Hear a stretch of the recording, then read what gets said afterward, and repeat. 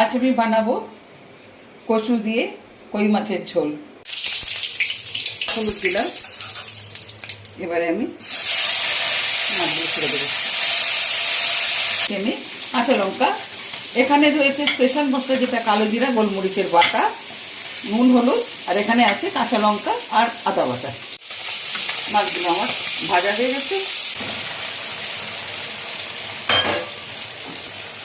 কচুগুলো আমার ভাজা হয়ে গেছে। এবার আমি তুলে নিচ্ছি। গোলমরিচের কয়েকটা চেরা কাঁচা লঙ্কা দিয়ে দিচ্ছি, এখানে কাঁচা লঙ্কার আদা বাটাটা আছে সেটাও দিয়ে দিচ্ছি।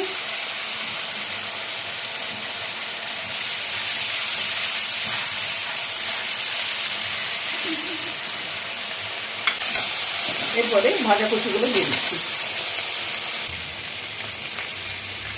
আমি মাছগুলো এক এক করে দিই। কই মাছের ঝোল কচু দিয়ে হয়ে গেছে।